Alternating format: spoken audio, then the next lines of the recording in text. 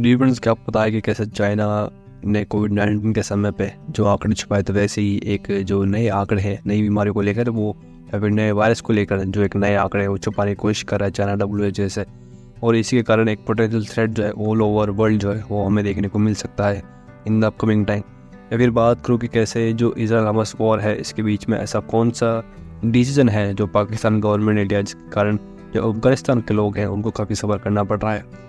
Discuss करेंगे इन्हीं topics के ग्लोबल टॉपिक्स के बारे में, साथ ही डिस्कस करेंगे कुछ करंट अफेयर्स भी। हेलो नमस्कार डियर फ्रेंड्स, मेरा नाम रुपेंद्र शेखावत है। I welcome you to this new episode of Rock Classes. अब जो मेरे दोस्त इस सीरीज़ में पहले से जुड़े हुए हैं उनको तो पता ही है कि हम करंट अफेयर के साथ आर्टिकल्स भी डिस्कस करते हैं, बट उसके साथ हमारा फोकस जो है वो पर्सनैलिटी डेवलपमेंट भी होता है। बिकॉज डियर फ्रेंड्स, मेरा ये मानना है कहीं ना कहीं कि डजंट मैटर आप एकेडमिक वाइज कितना भी एक्सेल कर रहे हो, क्यों ना आप सभी चीज़ों से अवेयर हैं या फिर आपको सभी चीज़ें जो है एकेडमिकली आप एक्सेल कर रहे हैं या फिर इन जनरल भी अपनी लाइफ में अगर अच्छा कर रहे हैं, तो डजंट मैटर आपकी जो पर्सनैलिटी है वो एक मेजर रोल प्ले करती है आपकी डिसीजन मेकिंग में या फिर ओवरऑल ग्रोथ के अंदर। तो इस चीज़ को लेकर मैं आप लोगों के साथ में हर रोज़ एक नया कोड शेयर करता हूँ, जिसे अगर आप डेली अपनी लाइफ में इम्प्लीमेंट करेंगे तो आप देखेंगे over the period of time जो है आपकी पर्सनैलिटी कैसे इंप्रूव हो रही है। तो आज का जो कोट है आप सभी के लिए कि सोरो will turn into happiness, you should have the habit of smiling. अभी डिफरेंस ये जो समय चल रहा है ना, ऐसा जैसे मैंने आपको बताया कि कैसे जो बीमारी है इस समय अर्ज पे है, बिकॉज मौसम चेंज हो रहा है, काफ़ी इलनेस है वो काफ़ी फैली है। इसके कारण क्या होता है कि सोरो जो होती है या फिर दुख जो होता है वो एक तरीके से आपकी जीवन की जो खुशियाँ हैं वो आपसे ले लेता है। तो ऐसे में क्या ज़रूरी है कि आप अपनी जो हैप्पीनेस है उसको मेंटेन रखें। You should have the habit of smiling.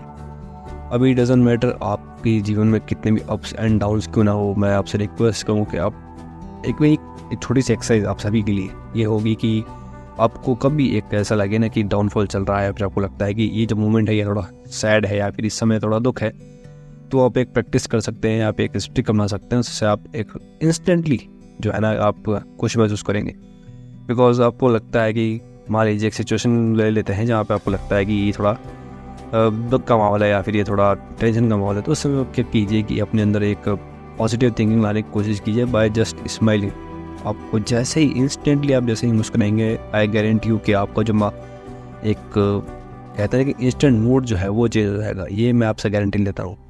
आप इस चीज़ को समझिए, आप अपने आप को जिम्मेदार न ठहराते हुए एक एग्जांपल लेते हैं कि जस्ट मान लीजिए कि आपके किसी एग्ज़ाम के अंदर थोड़े बहुत कम मार्क्स आए, तो उस समय क्या होगा कि कई लोग ऐसे ही दुखी हो जाएंगे कि मेरे कम मार्क्स आए, थिंग्स लाइक दैट। तो ऐसी जब चीज़ें होती है तो आप उस समय एक चीज़ कीजिए कि आप मुस्कुराइए। उस समय आप कहेंगे कि सर ये क्या चीज़ हुई, क्या चीज़ हुई कि जब खराब मार्क्स है उस समय मुस्कुराना है।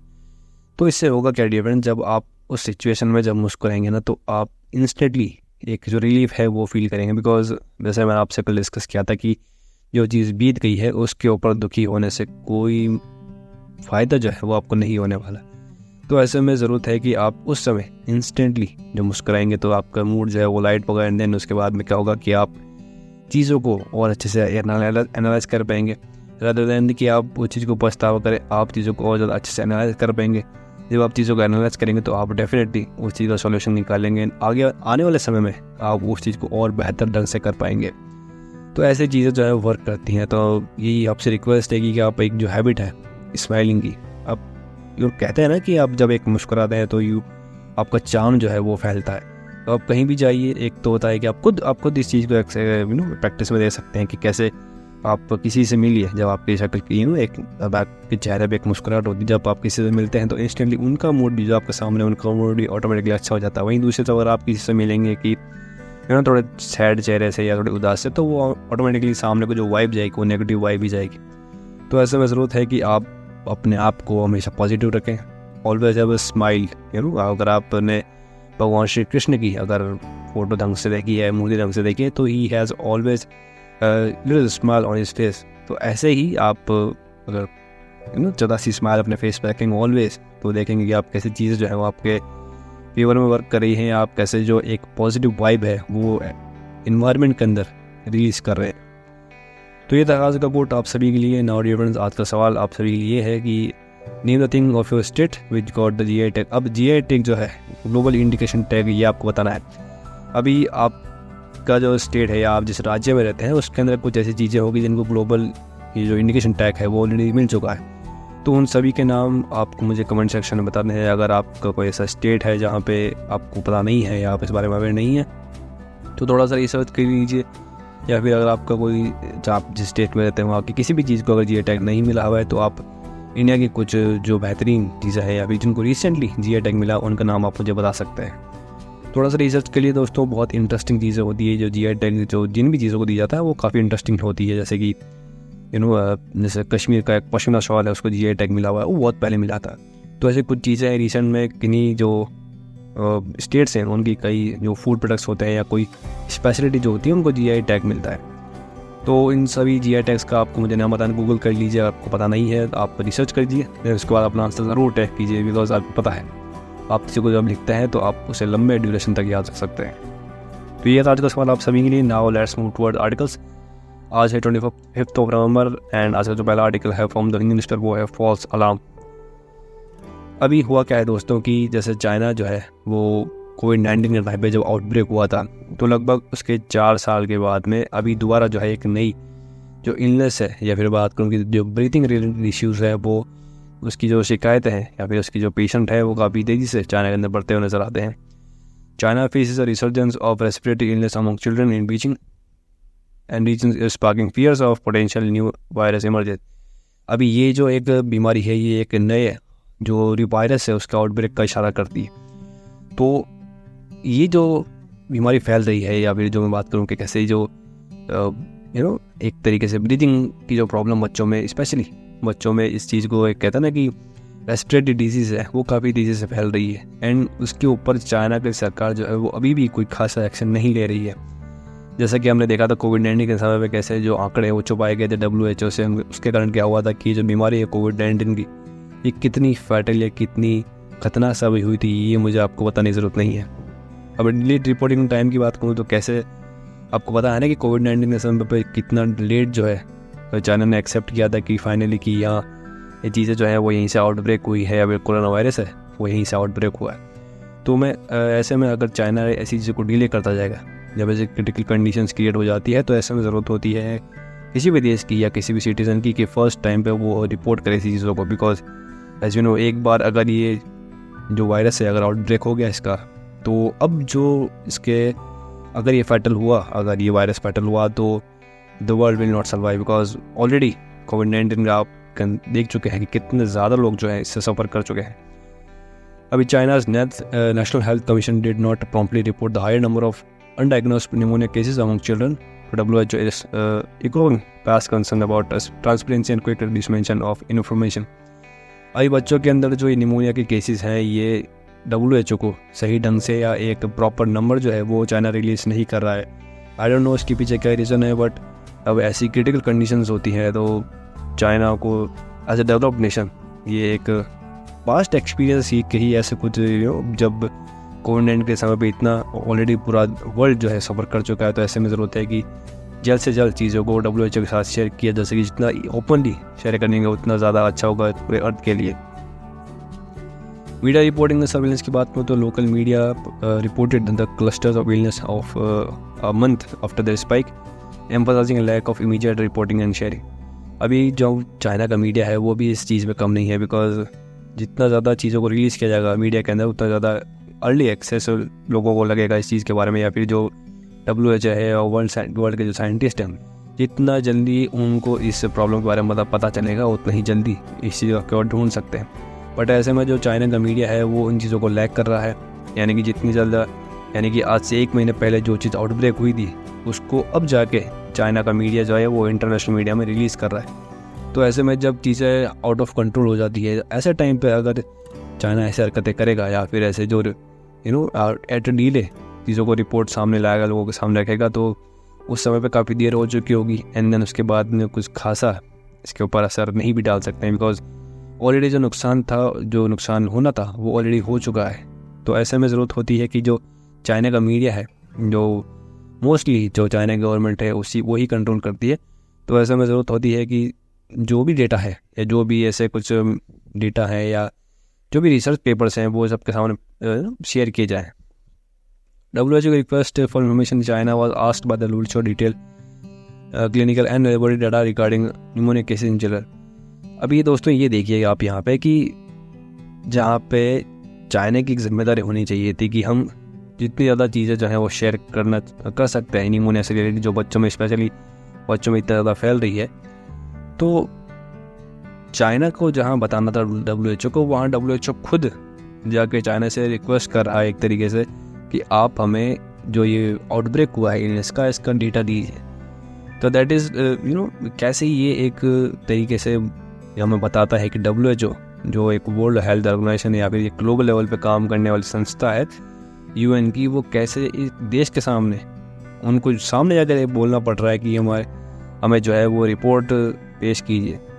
तो I don't know where is the world is going. तो China was asked by WHO, मैंने जैसे आपको बताया कि कैसे which China did not voluntarily provide until promoted. अब चाइना जो खुद से जो डेटा रिलीज़ करना चाहिए था, जो रिपोर्ट रिलीज़ करनी चाहिए थी, वो खुद ना करके सामने से मांगा जा रहा है WHO. तो ये आप देख सकते हैं कि ये किस लेवल पे जा रहा है, बिकॉज ऐसा नहीं है कि ये कोई पहली बार हो रहा है. ऑलरेडी कोविड-19 पे कितना डिस्ट्रक्शन हो चुका है, ये पूरा वर्ल्ड लिख चुका है.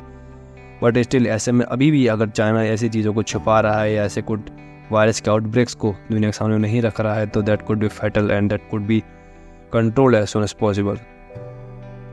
पैथोजन आइडेंटिफाइड किए गए हैं कि ये जो अब चाइना का ये कहना है कि ये जो वायरसेस हैं या फिर जो निमोनिया के सिम्टम्स हैं, इनमें कोई खासा खतरनाक जो वायरसेस हैं वो नहीं है.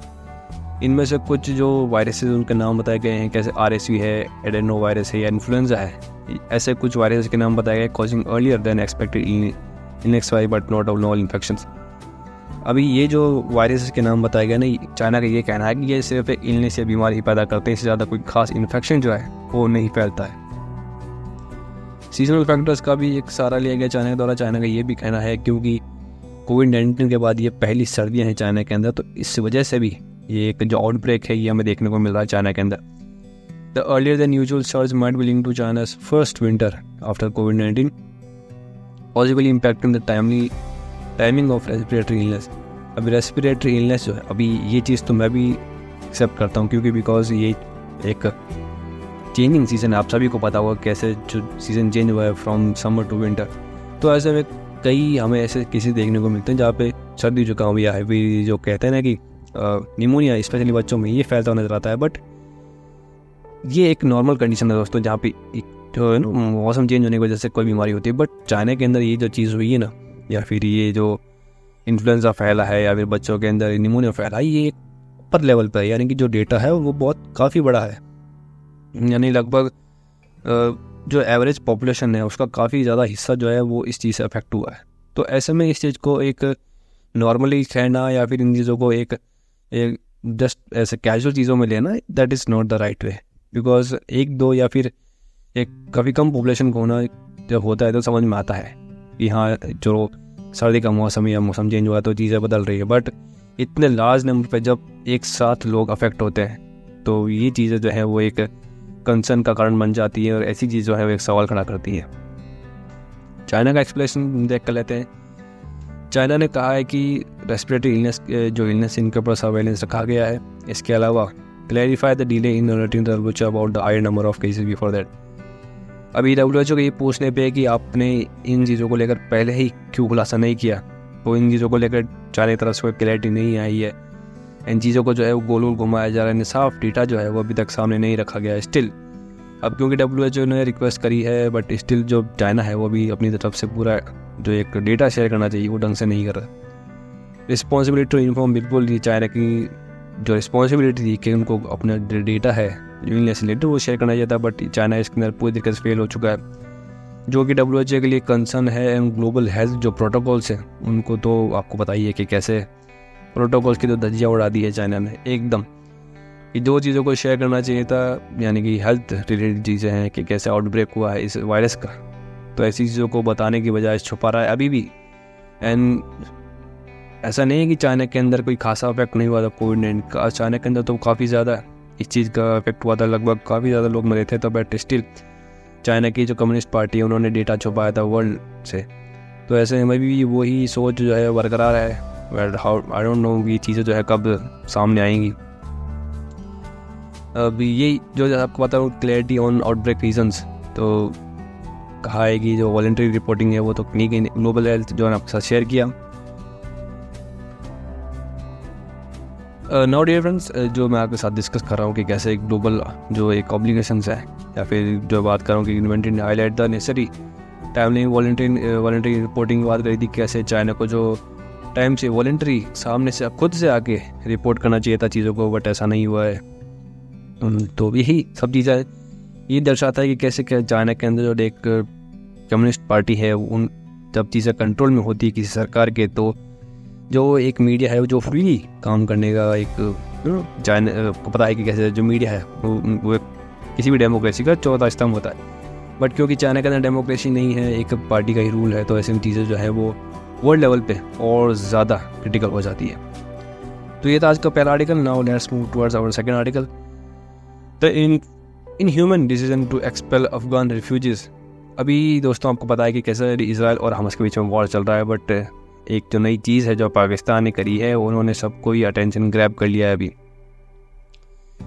पाकिस्तान का जो डिसीजन है जो अफगान के रिफ्यूजीज हैं उनको हटाने का, ये एक काफ़ी ज़्यादा शॉकिंग न्यूज़ है फॉर द अफगानिस जो वहाँ पे रिफ्यूजी बन के रह रहे थे, potential leading to deprivation in starvation for many refugees. अभी एक तरफ तो पाकिस्तान का ये कहना है कि जो अफगान के लोग हैं वो उनके ब्रदरहुड की तरह है या फिर भाई की तरह ही है, बट वहीं दूसरी तरफ जो पाकिस्तान का एक रुख है कि कैसे वो जो अफगानिस्तान के लोग हैं लगभग 1.5 मिलियन लोग, उनको उनके देश से या फिर जो रिफ्यूजीज थे एज अ रिफ्यूजी उनको बाहर निकाल रहा है।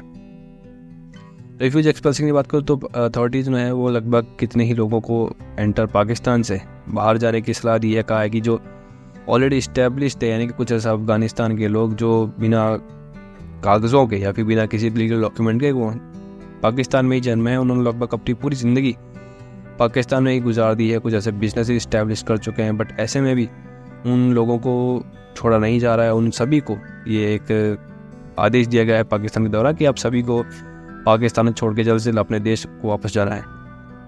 इम्पैक्ट ये जो है चीज़ें इम्पैक्ट करेगी गर्ल्स एजुकेशन को, साथ ही अनसर्टिनिटी फॉर मैनी अफगान। अब ऐसे में ये जो चीज़ है ना कि अचानक ही ऐसे कुछ डिसीजन ले जाना पाकिस्तान गवर्नमेंट है उनके द्वारा, तो ऐसे कुछ लोग जो वही जन्मे हैं पाकिस्तान में, लेकिन उन्होंने ज़िंदगी गुजार दी है पूरी पाकिस्तान में, बट स्टिल अब उनको कहा जा रहा है कि नहीं अब आप वापस से अफगानिस्तान में जाइए, बिकॉज आपके पास कोई प्रॉपर डॉक्यूमेंटेशन नहीं है, या फिर आप जो रिफ्यूजी हैं एक तरीके से।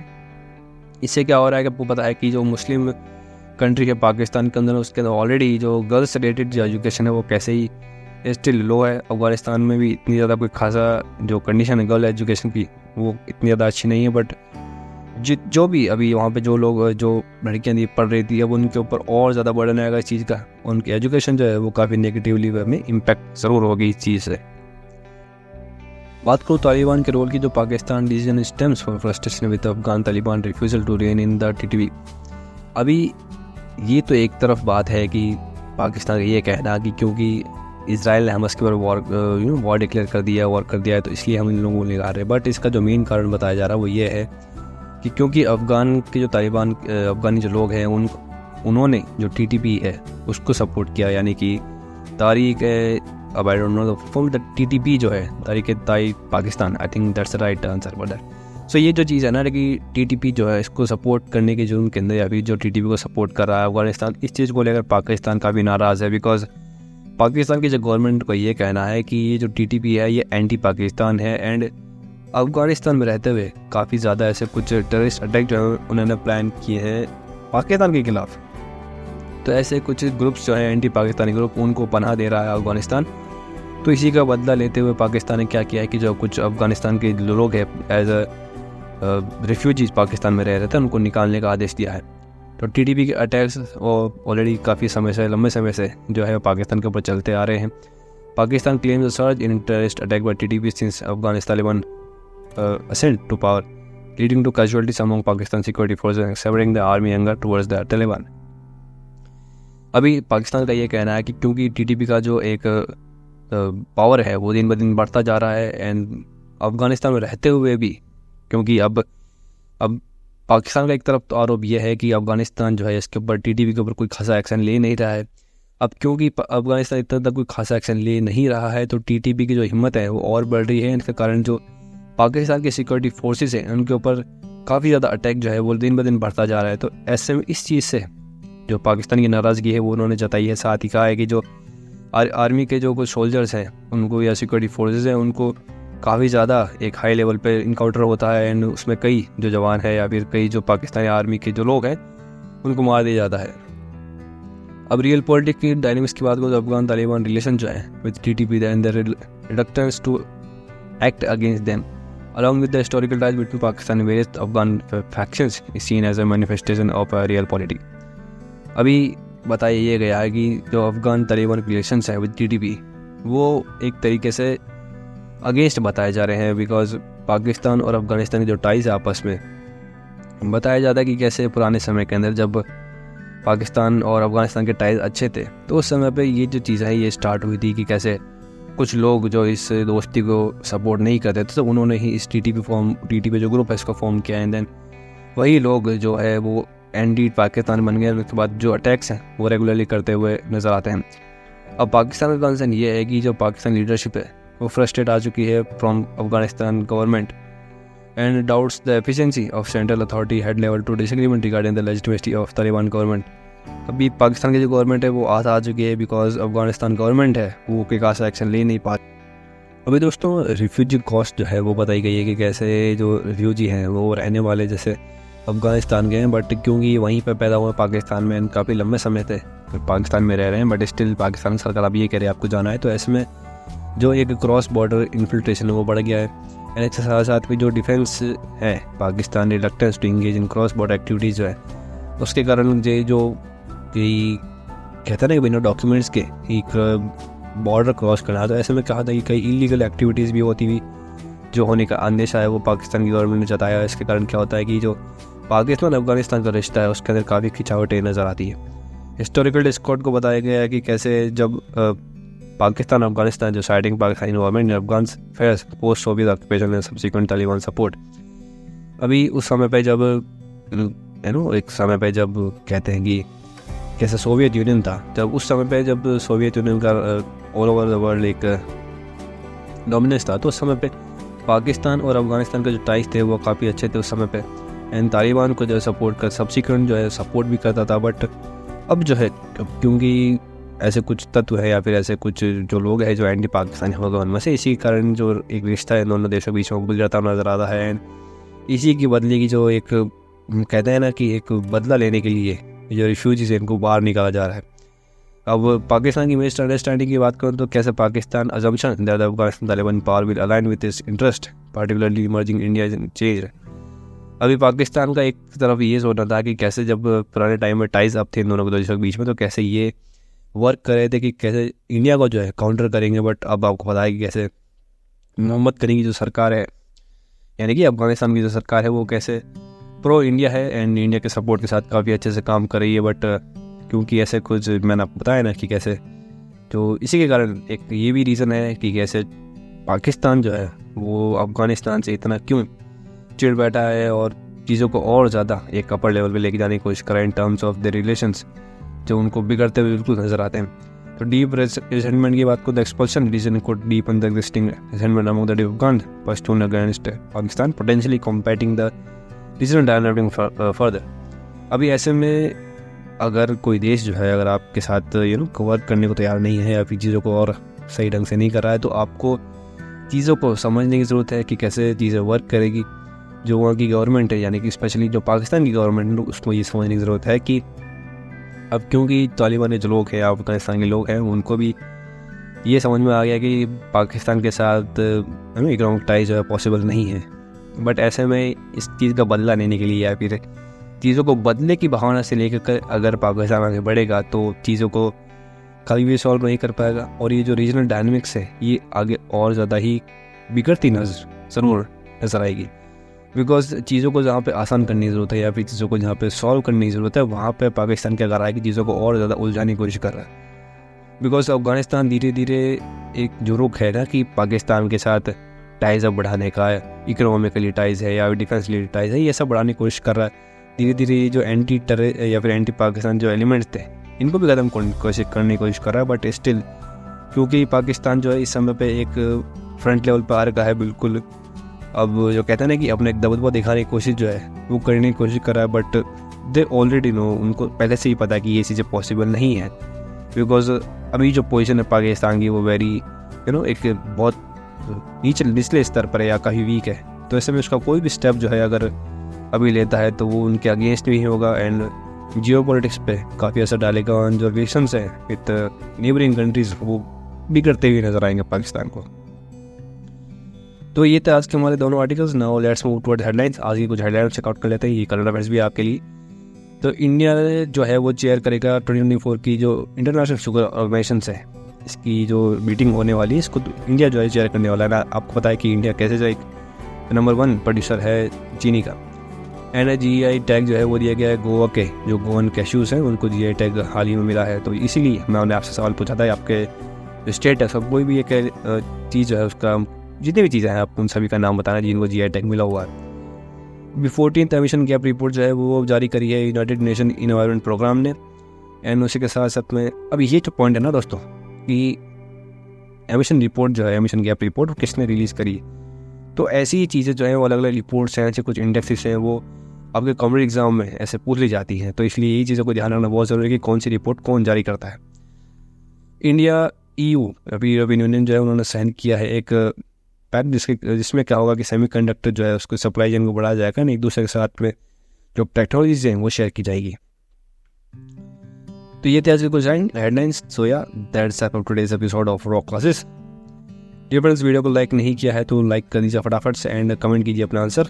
एंड जैसा मैं आपसे कहता हूँ हर रोज़ अगर आपको कोई भी सवाल है, कोई भी क्वेरी है या कोई सजेशन है तो प्लीज़ शेयर कीजिए मेरे साथ so that I can improve upon that. And अगर आप तो वीडियो को लास्ट तक देख रहे हैं तो thank you so much. Share कर दीजिए वीडियो को among all your friends and family to make them more aware about the world. And yes subscribe पे चैनल को सब्सक्राइब नहीं किया है तो बेल आइकन को दबा दीजिए। मोस्ट प्रोबेबली हर रोज़ सुबह 9 बजे आपको वीडियो देखने को मिल जाएगी। तो आज है weekend so enjoy your weekends and yeah that's it. This is Rupen Deshagawat signing off. Jai Hind and I'll see you in the next episode.